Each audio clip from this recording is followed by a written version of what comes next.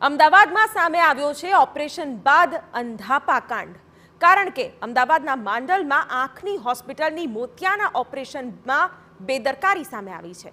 Operation કર્યા બાદ 5 લોકોની આંખની રોશની જતી રહી છે। ઘટના પ્રકાશમાં આવ્યા બાદ આરોગ્ય તંત્રમાં દોડધામ મચી ગઈ છે। હવે તપાસનો આદેશ આપવામાં આવ્યો છે। જો કે સૌથી મોટો સવાલ એ છે કે કોની બેદરકારીથી 5 લોકોએ ગુમાવી છે પોતાની આંખો।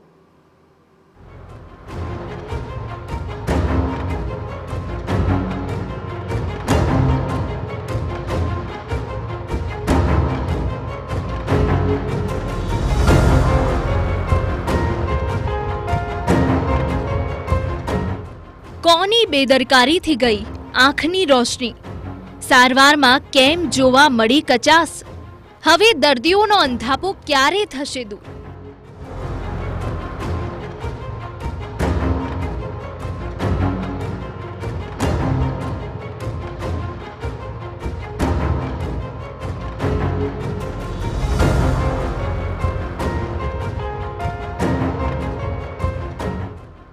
આ સવાલ એટલા માટે થઈ રહ્યા છે કારણ કે અમદાવાદના માંડલમાં આંખની હોસ્પિટલની મોતિયાના ઓપરેશનમાં બેદરકારી સામે આવી છે।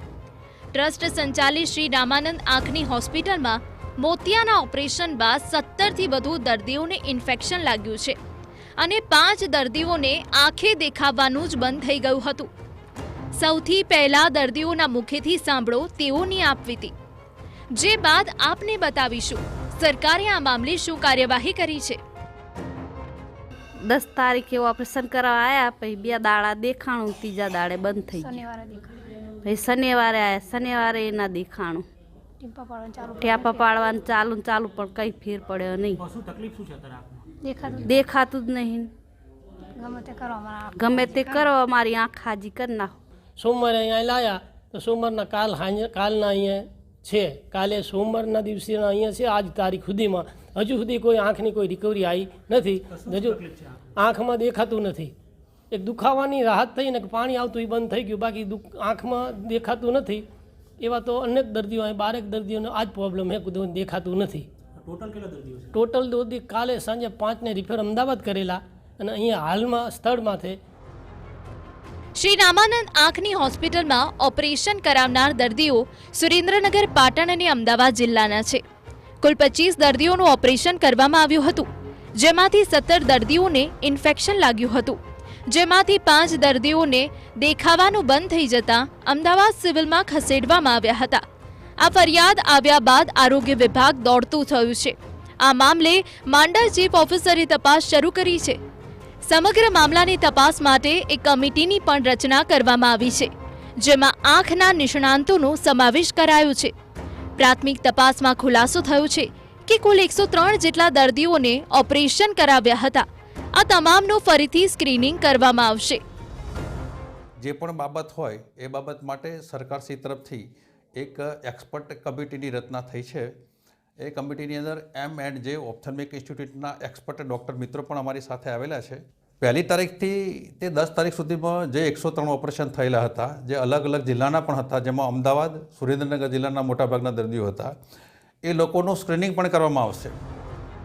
તો આંખની બાબતોના નિષ્ણાંતનો દાવો છે કે મોતિયાના ઓપરેશન બાદ આંખોમાં ચેપ લાગવાથી સ્થિતિ સર્જાઈ છે। નિષ્ણાંત તબીબ સ્વાતિ રવાણીનું કહેવું છે કે હાલ ઇન્ફેક્શન રોકવાના પ્રયાસ ચાલુ છે। આ પ્રયાસોમાં રિસ્પોન્સ મળ્યા બાદ જાણી શકાશે કે દર્દીઓની રોશની પરત આવશે કે કેમ। પ્રાથમિક દ્રષ્ટિએ ઓપરેશન પછી ઇન્ફેક્શન થયું હોય, આંખમાં ચેપ લાગ્યો હોય એવું જણાય છે। હવે આગળની ટ્રીટમેન્ટ આપણા તરફથી કેવા પ્રકારની થશે અને કેટલીક શક્યતાઓ છે ફરી વખત દ્રષ્ટિ કે નજરની પાછી આવી શકે એના માટે? અમારે ત્યાંથી ઇન્ફેક્શન કંટ્રોલ કરવા માટે સ્પેશિયાલિસ્ટ ડૉક્ટર્સ કામ કરી રહ્યા છે અને ટ્રીટમેન્ટનો રિસ્પોન્સ આવે એ પ્રમાણે અમે કહી શકીએ કે આંખ બચાવી શકાશે કે કેટલાની દ્રષ્ટિ આવશે। એટલે 5 લોકોના આંખની રોશની પરત આવશે કે નહીં તેને લઈ ડોક્ટર્સ કોઈ દાવો નથી કરી રહ્યા। ત્યારે સવાલ એ છે કે શું સારવારમાં કોઈ બેદરકારી રહી ગઈ? શું તપાસ બાદ જવાબદાર લોકો સામે કાર્યવાહી થશે? શું દર્દીઓ આજીવન અંધાપો સહન કરશે? આમ હાલ તો તપાસના ધમધમાટ વચ્ચે 22 દર્દીઓ અંધકારમય જીવન જીવી રહ્યા છે। આંખની રોશની બચાવવા ઓપરેશન કરાવ્યું, પરંતુ આ જ ઓપરેશન આંખની રોશની ગુમાવવાનું કારણ બન્યું. હવે જોવાનું એ રહે છે કે આ તમામ દર્દીઓની રોશની પરત આવે છે કે પછી મળે છે આજીવન અંધાપો. અમદાવાદથી જિગ્નેશ પટેલ સાથે બ્યુરો રિપોર્ટ, TV9.